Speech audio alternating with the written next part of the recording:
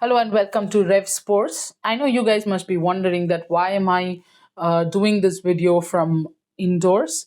Well, that's because it has been raining the whole day in Cardiff. In fact, I went to the practice session. India was supposed to practice. They were there as well in the Sophia Gardens cricket ground, but they had to shift the practice indoors because of the rain. In fact, at one point, around 150 to 2 between that there was a bit of sunshine, and India slowly, some of the Indian players slowly started to move to the nets outside, but the rain was back again, and it was that sort of a day where there wasn't much of practice because it was just raining continuously. In fact, it's still raining outside. It's still chilly outside, but more than chilly, the problem is it's continuously raining. It's just not. It has not stopped today. Let's hope that we have better weather tomorrow, and especially day after, because you want the warm up match to happen. Before I continue with what happened in the warm up matches, just wanted to say I saw a few comments that you guys are kind of confused when I say tomorrow, yesterday, or the dates.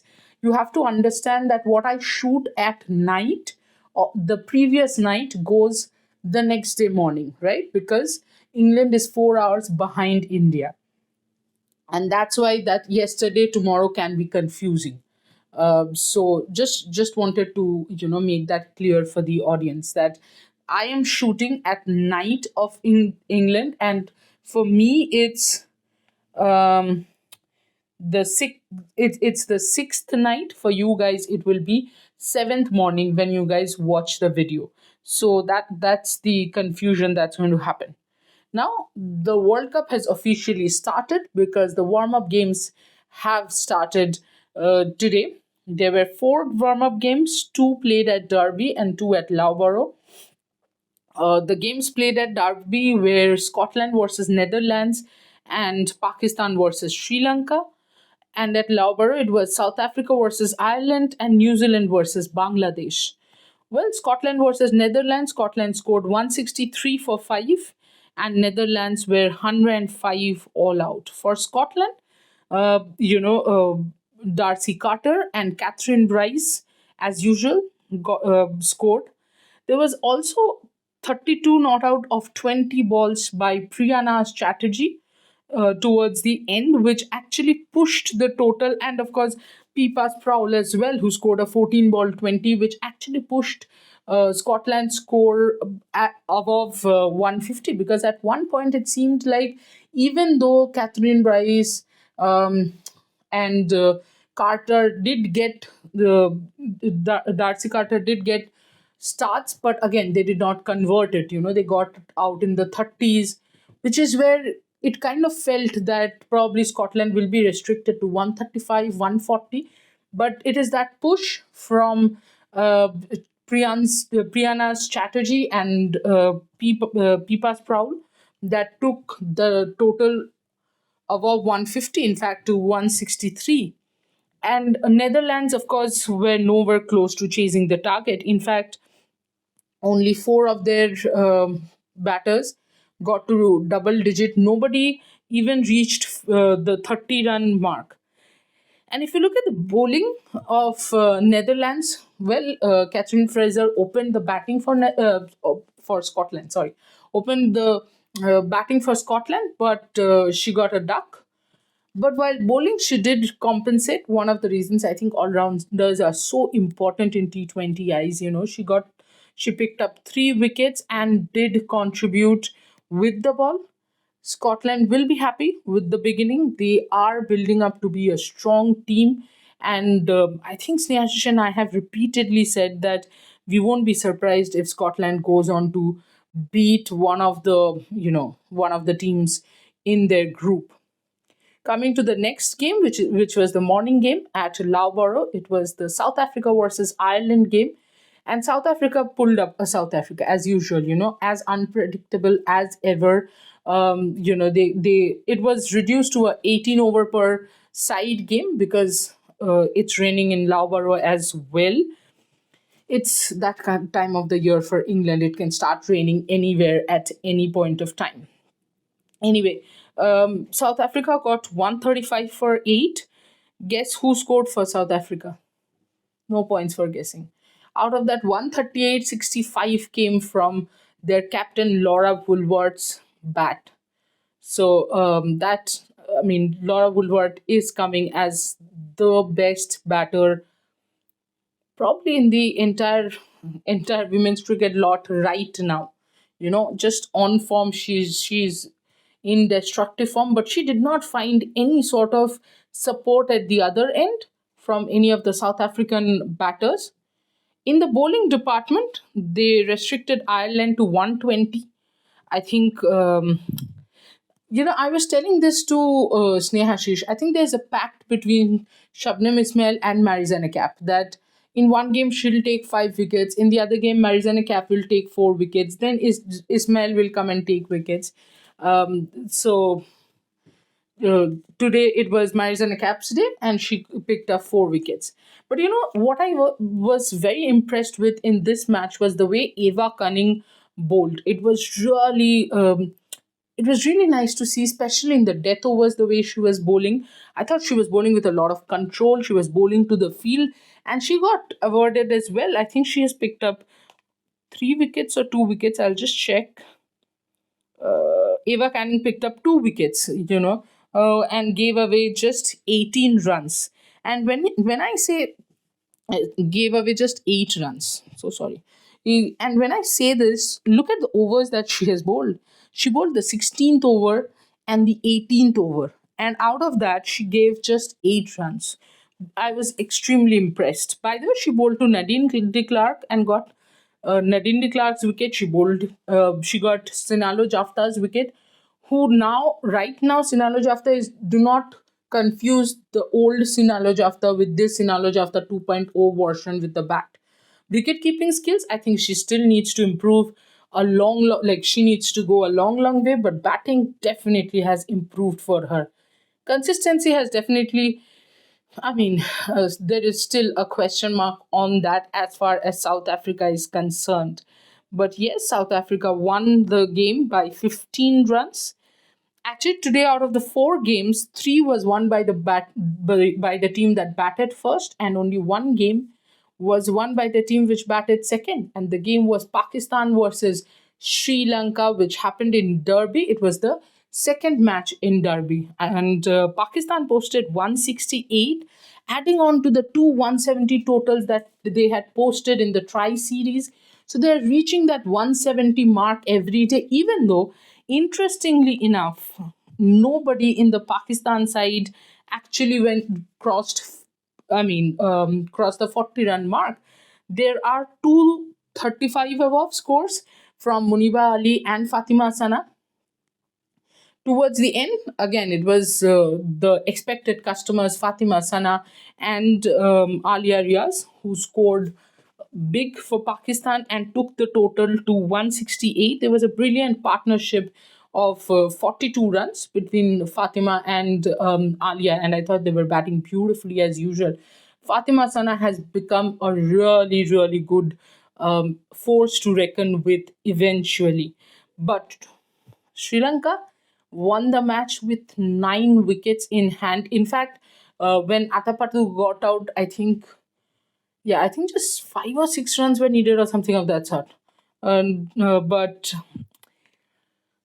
But here's my thing, Chamari Athapaththu scored a 94, and Vishmi Gunaratne was opening the batting with her, who also scored a 63. But it is again back to Chamari Athapaththu. I don't know why. I mean, you guys can, of course, correct me. But I felt today probably, Vishmi Gunaratne and maybe Hasini Pereira could have opened instead of Chamari Athapaththu opening. Because again, we all know that Sri Lanka is going to do well if Chamari does well, right? It is nothing new that Chamari Athapaththu has scored and Sri Lanka has won. But we also know that that narrative has to change, that story has to change, because Chamari Athapaththu, I don't think, can continue playing forever. I do feel that this is her last World Cup probably. And if that happens, if she suddenly, I mean, not suddenly. If she retires, then where does the team go from here? That's my point. Who do they depend on? So there are a few question marks there. Um, but well, they will be happy with the warm up result. That's there. The first wicket partnership in itself had sealed the game. They were 160 when Chamari Athapaththu got out, and she got out. I feel because she was going for her 100. She was on 94. She was just going for a big hit. Um, Pakistan's bowling looked extremely lackluster. And I thought they fed a lot of short balls to Chamari Athapaththu. You cannot feed short balls, that too short and wide of off stump in that cover area to Chamari Athapaththu. Come on, that's bread and butter for her every single day. So Pakistan bowlers need to adjust their line and length in England. What I feel is they're not used to playing in English pitches, right? So probably the fast pace, the bounce that is available is kind of tempting a little. They have to adjust, to get things right. It's not like overnight they have become a bad bowling unit. It's just that they have to make that shift, make that adjustment, which is where warm up games come in handy. And the last match of the day, which is, you can't really say last match of the day that way, simultaneously both the matches were happening in Derby and Loughborough. It was New Zealand versus Bangladesh. New Zealand scored 193 for 3. And the interesting part is Amelia Kerr came at number 4. It was Susie Betts who opened the batting with Georgia Plimmer.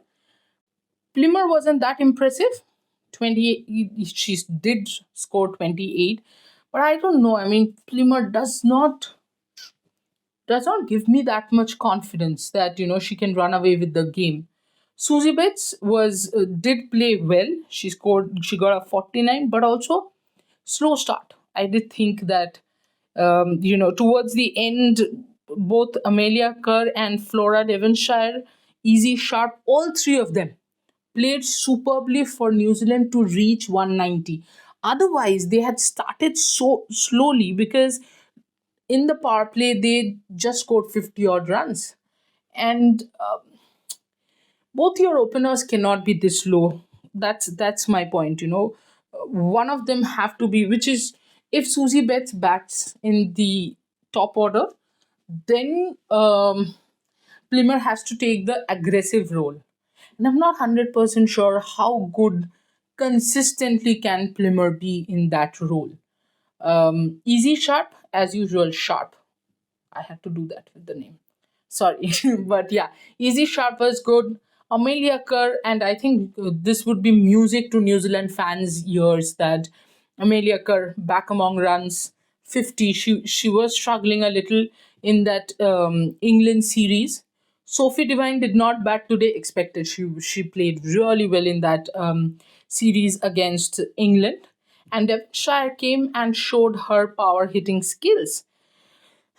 In response, Bangladesh got 125 in their 125 for 8 in their 20 overs, and again, no points for guessing. Their highest run getter was Nigar Sultana with 32 not out, but it was more about staying there and understanding the pitch. I don't think they were even going for the target. That's there. But Nancy Patel, I think Snehashish one day was mentioning that one of the players to watch out for him is Nancy Patel. It's very interesting, if you look at the pattern a little that's happening just before the T20I World Cup here. If you look at most of the teams, of course, the teams rarely have a leg spinner, but even when they have a leg spinner, say for example, a Charlie Dean of England, Nancy Patel of New Zealand, I think Shreyanka Patil of India are going to be crucial at different junctures in this T20I, this T20I World Cup. I do think that it will be a lot about pacers who can bowl the slower balls well, and maybe more about the finger spinners than the wrist spinners. So India, of course, has a Sri Charni. India has Radha Yadav, India has Shriyanka Patil, but I do think that Charni and Shriyanka probably will have more role to play for India. But again, not going into India alone.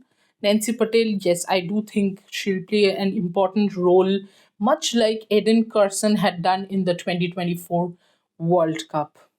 That's it. From the first day of the um, warm up games. Tomorrow, India is practicing, of course.